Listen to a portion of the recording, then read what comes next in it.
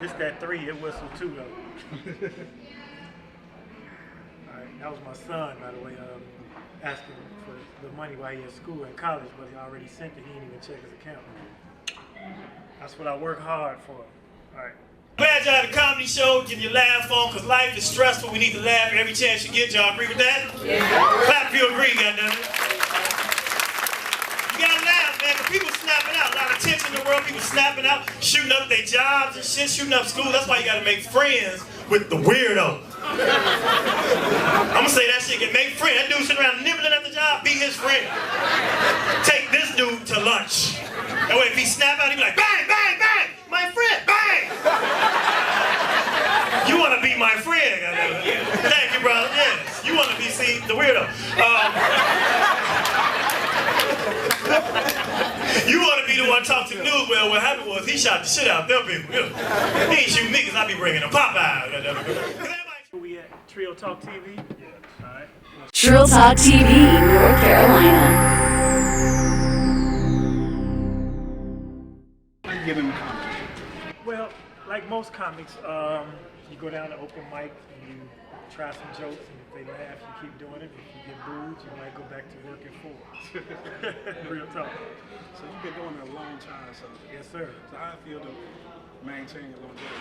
Well, the longevity has been a blessing. What really sustained my career was the fact that I focused on the college market early on. When Comic View was really hot, all the kids, you used to watch us and request it at the shows. Now we don't get a lot of shows at colleges, so it's time to start that back, but Comic View is coming back.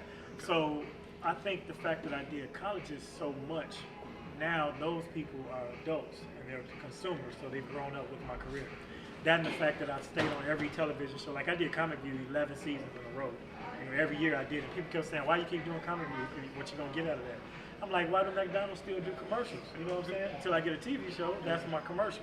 So those two things, and I've been fortunate to have a lot of big breaks, like opening for the Kings of Comedy Tour, being one of the potential hosts for Showtime at the Apollo. Then Def Jam Comedy Jam came back and I did that. Then some more took me out on the Royal Comedy Tour. And now the fact that I'm on Tom Joyner Morning Show is tapping into a whole other audience or maintaining that audience. So throughout my career, strategically, I've tried to place myself in a place that kept me relevant. Because a lot of times black people, they don't see you, they figure you quit. Flat out.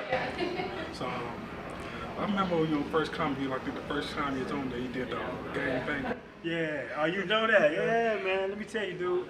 It's gonna date me, but that was 1994, and I came out with like looked like Eazy-E. Basically, you had the bald cap, the curl, and the starter jacket, but then I flipped it and I had a suit underneath. So that was like, that was my coming of age. Welcome, here I am. You know what I'm saying? So how did you come up with that? What made you say that? In Chicago, it's a West Side, South Side thing. So we always say the West Side was more ghetto than the South Side. So when I first started, I would come out dressed like that, and I'd be like, West Side in the house, and they'd be like, yeah, the West Side people, West Side. And then I'd say, thank God I'm from the South Side, and I'm on a complete suit and clean cut. And they'd be like, the South Side will blow up, and there'd always be more South Siders at the club. So once that got so big, I actually, Cedric was hosting Comic View, and I said, you think I should try it on TV? He's like, well, if it worked, just change it. So I changed it from, I said roughneck, and then I said, thank God I'm a smooth brother. But it had a good impact. Funny story about that bit, before people caught on to who I was, I could do it everywhere. So I did a thing, it was a show called Apollo Comedy Hour. Now on this show, is that the actual Showtime at the Apollo Theater, but it wasn't Showtime at the Apollo, it was a different show. Well, for comedians to come on stage, they would have us sit in the audience while the show was going. Then they call your name and you come up through the aisle and the camera follow you to the stage, which means I had to have my stuff on already. So I'm in Apollo Theater. Man, people are roasting me. They were so rude and bogus. I can hear them talking about me, point, look at Eazy-E, da-da-da-da. So when I did finally go on stage, it blew the house up because they felt so stupid. I was like, I heard you bastards, so I flipped the script on it with that one. But that was the most unique situation with that. Okay. So you did Kings of Comedy. So how did that affect your career? Like, what was that experience like? Well, I'm gonna tell you, the Kings of Comedy should have been a bigger blessing than it has been, but it was still like a cornerstone of my career. I mean, I have that Damon Williams tour with the Kings. That's a good tag to have. But those guys are now all millionaires, and I ain't got there yet. And I think that I attribute that to the fact that Walter Latham, who was, the promoter of the Kings of Comedy, didn't actually put me in the film.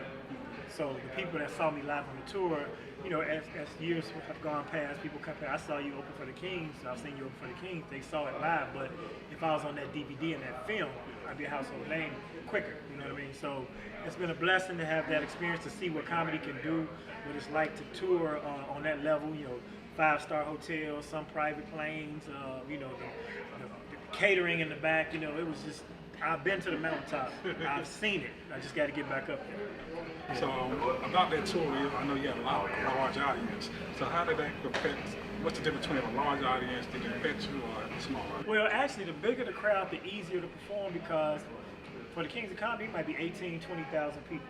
So if only 3,000 people like the joke, that sounds good in there, you know. But if it's 35 people and only 5 people like the joke, that sounds awful. So when it's small and intimate, that's how you can really gauge if you're touching people.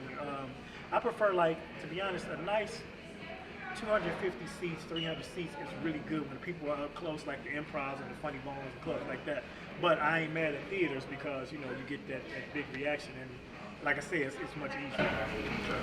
So you've been doing it for a while. Do you still get nervous when you do the stage? Or? Nervous? No. It depends on the setting, though. Like if it's an audience, let's say if somebody would call me to open, say if I had to go to the White House Correspondents' Dinner, you know, so it's a decorum, it's a certain amount of professionality and articulation and things you have to edit yourself. Like I do the Urban League Gala, and it's the who's who Chicago Urban League.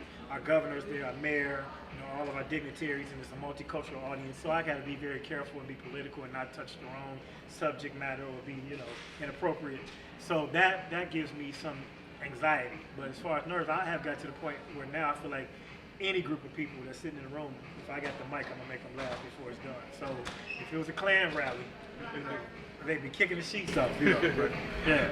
So you had did some stuff with Obama before you got president. Tell me what that experience was like. Did you get to hang out with him and anything? Well, that experience was an intimate situation. It was a luncheon during the day, and it was a fundraiser. So he was there, and he was the keynote speaker. So I was the MC of that event. So I had a chance to introduce him to the crowd, and afterwards shake his hand and send him off. But I had met him prior to that. He was still a state senator or congressperson, and Travis Smiley had this thing called Youth to Leaders, and he'd have prominent professionals come in and inspire the youth. And Obama was one of the people. I didn't know who he was, but that's the first time I met him. So when he was running for Senate, that's when I hosted the luncheon. I introduced myself. He said, "Oh, I know who you are, brother." Da, da, da, da. So I know now to this day the president does know who I am. Yes. What's up, Barry? See you at the shop. All right. So you did a couple of movies with Why Do Men Cheat? Okay. So tell me about that. That movie is sort of like actually it's been held up too because the soundtrack and the music, the score, they didn't get the rights to the music. So now they got to reshoot all of the sound, if you say reshoot, but they have to re-edit and put the sound back under. So that's the hold up on it. But it was a film, a live action film, but they had cutaway commentary, and I was one of the commenters. Me, Pepper, it was Pepper, a few other people like comics and such were in that movie. And so I'm waiting on it to come out because even if it don't go to theaters, it'll be good for me because I'm telling the truth about relationships, about why men cheat and what we've done and what I've done. Because at the time I felt like I could be real candid because I wasn't in a relationship. It might be a oops when it come out. So you give it like, why do you do one thing on why men cheat? Why do men cheat? Because ladies love. It's pretty much that simple. I mean, most of the time, if we do bogus stuff, you'll get a pass the first 1 or 2 times, and the fact that it's, and not just your lady is letting you, women who know you have a woman let you. That's what I'm saying. They enable us. If all the women were to be loyal to each other and say if they meet a guy and they know he has somebody else, they won't mess with him, then it won't happen as much. Now, it's always going to be the rats, they're going to come for the crumbs of the cheese, but if women came together, it's all y'all fault. Unite and bond as one and keep these men faithful. All right, so you just done the Tom, you still doing Tom Jones show. So right. Tell me more about that. Well, I'm trying to become the king of all media. That's what my co-host on my show. I have a show called the Damon Williams Show on urbanbroadcastmedia.com. It's every Wednesday 2 to 4 Central Time. where we talk about everything. We interview top name comics, and and I bring in some of the local guys from Chicago to give them some exposure. And it's also being heard, or it runs afterwards on Humor Mill magazine, which is the #1 black MAGA paper, online site for black comics and black comedy news. That being said, what was the question again? The talk, yeah. So I'm trying to be on. So the talk was the situation that came about. This is what I tell comics. You got to do your own hustle, get your own grind. I got on the talk, which is on CBS, a network television show. The producers, executive producers, the network had no idea who I was. But what happened, they had a tweet. I follow the show because I watch it because Cheryl Underwood is fan, and she's from Chicago. She's funny on there too. It's really funny to see her on there. They had a tweet about everyone talks, so viewers can chime in via Skype or on their site about the daily topics. So when I saw that, I'm like, well, I'm someone that can talk.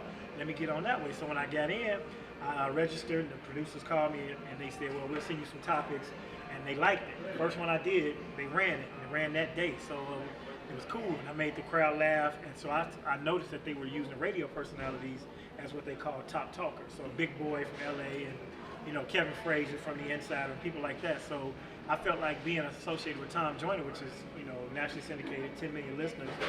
I told them I'm on that show, I'm a contributor. Can I come on and be a top talker? So the guy who did the viewer video, he's not really a decision maker, but he was nice enough to take it to the producer. The producer took the executive producer, and then Cheryl Underwood co-signed for me, and that's how I got on it. So I hope that's going to be a recurring thing. Yeah. And that's for Tom Joyner Morning Show. Another thing, I've been pursuing Tom Joyner. See, Tom started in Chicago. He got his major breaks in Chicago, so I've been aware of him since I was a kid. But he used to do something called the Sky Show, which was a live show, first thing in the morning, but it went on air. So I felt like if I could get on just the Sky Show, people would hear me on this show nationwide, boom, help my career. Well, got on a couple of Sky shows. First, once you get on the Sky Show, then you get on the cruise. So then Cheryl Underwood actually was on his show, and she jumped ship and went to Steve Harvey. So when I heard she was doing that, and Deion Cole told me that they were looking for people to replace her and people to write bits, he suggested that I submit myself, and I know the executive producer, Nikki Woods, because she's from Chicago. So I submitted myself to take Cheryl's place, but what had happened, I didn't know they already had Dominique in it.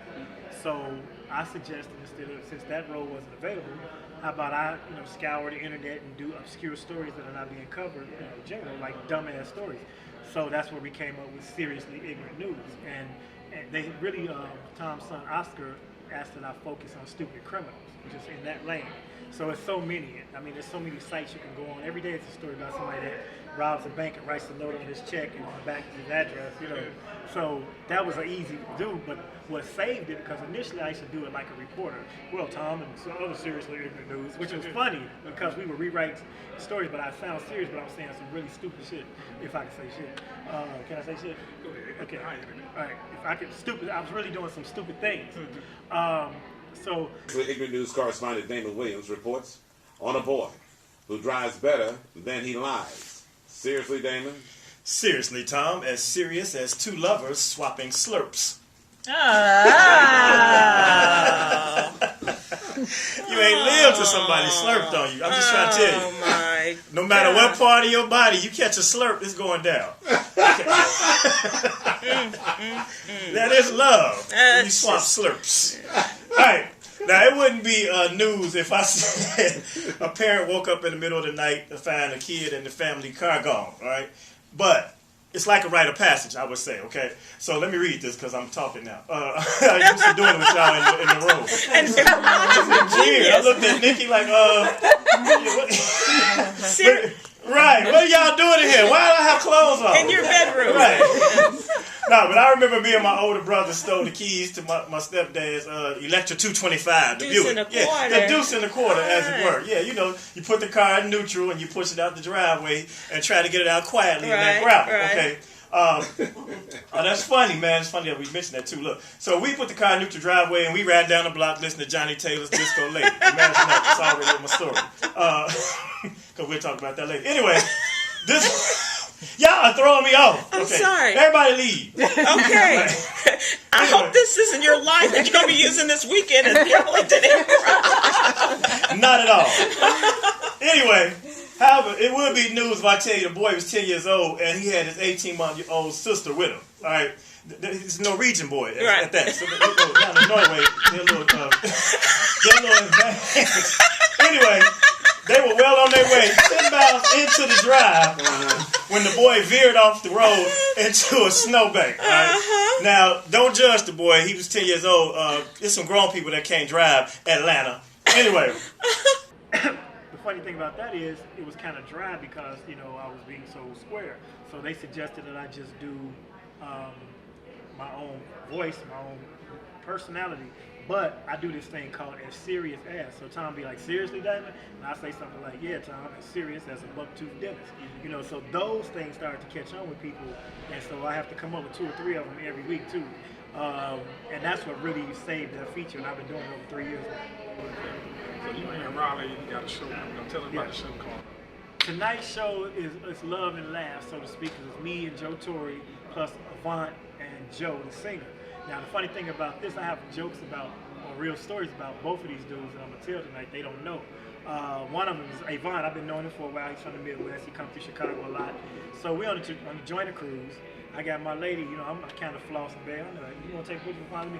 Vaughn, he's like, hey, dang, you know, that's my boy, right? So he come over. I said, my girl and my brother-in-law, my brother's wife. I said, y'all go over there and get a picture. So I take the picture. We look at the picture later. He got his whole hand on my girl's ass. You know, she had these big pockets, like cargo pants pockets. And I'm like, you ain't feel that? She like, you didn't see that? I'm like, no, I didn't see it. I would have took that picture and posted it. So that's my story with them. Now, Joe, this is a whole other story. Right after I got divorced, I was in a mode where I was like, you know, just playing the field, letting ladies know, no serious commitment. So this one particular girl started to get kind of serious, and she wanted to try to, you know, nail me down, but I wasn't going for it. So we discussed this. We're not going to be committed. We're not going to do this. Yeah, but she still want to do committed things like all the holidays and hang out. Long story short, when I kept telling her, I told you I ain't trying to be in a relationship, you know. So she said, well, then you don't mind then if the fact that Joe came to town and I went to his hotel room and gave her some ass. And I was like, why you tell me that? You know, she was trying to hurt my feelings, you know. But I'm like, that ain't gonna make me want you more, dummy. That's why she is no longer in my life. But it wasn't because of Joe. But Joe don't know we crossed swords in the distance. Yeah. All right, so Asian chick, Tina. In case you're watching, Joe. So tell us, give us some inspiration for the youth out there. Something that's happening. Listen, if you're a young person today, there's no hope for you. The world is awful. No, I'm kidding. You got to really be self-motivated. You got to determine within yourself whatever it is you want to do, and try to find something you're passionate about, something you enjoy, because you'll do it. As they always say, if it's something you would enjoy doing for free, you'll probably be really good at it, and eventually you'll get paid for it. But it's got to come from you. No teacher, no mentor, no instructor. Because I was a bad kid at one point. I was on the wrong path. I've been into some illegal activity. But at one point in my life, I decided to turn it around, and I decided that. I went to my mom, and I was like, look, I'm messing up. I look myself in the mirror. I don't like who I see, and I need to straighten up. I had dropped out of school and everything, so she helped me get myself back into an alternative school. And that day was kind of like an epiphany for me. It changed me on a different path. Now, I still went on to do some criminal enterprises, but I did it well, and I quit in time not to get caught up in statute of limitations way past. But to be in Chicago, to be in that element, to be gang banging, hanging out, be around drug dealers and things of that nature. But I decided, with a little help from the FBI, that's not the life I want to live. And so once they was closing in, I just quit. But I had a plan, I had a goal, and my biggest thing was to make my son proud, make my mom proud, and then sustain a lifestyle, because I was rolling. You know what I'm saying? But when you quit that, you find out who your friends are. You jump out the game, and you go from buying 20 concert tickets because your whole crew coming to having 2 tickets. You can't think of 18 more friends, because you're broke. Then you find out who your real friends are. So now I got 3 friends. I got 3 lifelong friends. Other than that, everybody's cool. They fam, but fam ain't friends. So that's where I'm at with that. So how do people get in touch with you? All you gotta do is watch Trill TV. I'm gonna be the new host. Look for me next week on this show, Trill TV. Now, I'm on Instagram, of course, Damon Williams Comedy. On Twitter, I'm Damon Williams, no S. Somebody got my S. But we gonna ride out on dude, because he ain't doing nothing with it. And then Facebook, I have 2 friend pages and 1 fan page. So, once you hit my name in your browser box, you'll find me. I asked you about your name. Okay. Anybody ever compare you to the name Damon Wayans? Every time, especially early in my career, it would be many times I even thought promoters were doing it on purpose. So, you know, you'd be a commercial and they'd be like, Damon Wayans, you know, they'll mumble the last name so they think Damon Wayans is coming. Or I've had shows where people are so goofy, man, they'll walk up to me after I've performed for an hour as myself and say, so how are your brothers doing? I'm like, damn it, you really think you just sat here and watched Homie the Clown? You know, and if it don't help, that we both have a bald head and I had the goatee and all that, but and that was white people. But you know, a lot of radio personalities, people would just slip and say it. And actually, a suggestion I got early in my career I didn't follow. My cousin was George Wilborn, who's from Michael Basin's show and other things. He suggested that I change my name. And actually, my real last name, my birth father, his name is Wilborn. That's why George and I are first cousins. But I was raised under Williams, and out of respect to the man that raised me, I tried to keep my name. Plus, so many people knew me throughout life as that, so I didn't. But if I had, then I wouldn't have that stipulation to change. So, yeah, so y'all just gonna talk right over our little video. That's what y'all gonna do? Y'all don't see the camera and all that. Just, come on, Kelly. Yeah, it's all right. Y'all working. It's all right. Okay. That's what we get for doing it right here in the lobby. So, I appreciate you having me. Good luck. thank you, brother. Check out the show tonight. Yes. Wish you the best. Tonight at the Duke Energy Center, we're doing it big with Joe, Avant, the staff from the Doubletree, and we all gonna be at the Duke spot. Well, we get ready to go. Okay, all right. Go, bring the bottles. Uh-oh, I done met the bartender. He's like, I'm gonna quit playing. Y'all know you like listen bullshit. I ain't here. I come to your show support. You gonna talk about my shirt and my belt. I do that because it's not a birth defect. It's a choice. He passed all kind of shirts that fit in his closet. Nope. I'm wearing this one right here. And you know what I'm gonna hit it off with? Ooh, my motherfucking glitter belt. Wait till they see me at the Hilton. And this boy with me, and he said that he got his shirt out right here, it's baggy on you. You like, no, you wearing that? Alright. You a grown ass man, do you? See, women would have stopped your ass at the curb. Two sisters like, I know you ain't finna wear that with us. Dude's like, I don't give a damn, that dude. He gonna sit right at the table with your ass and crack up everything I say about your ass. He like, man, no, that's the look though, no, I'm probably, I'm just hating because I was in a hurry and I got this bullshit on. That's what I wanted to wear. If I had time to shop, I'd have got that shirt that belt me up this bitch right now. Please stand. Oh. He ain't too grown to have on that shit. I'm sorry, dog. I know you like, this a look right here. I'm gonna give you that. You watch 3 videos and like, I'm going shopping.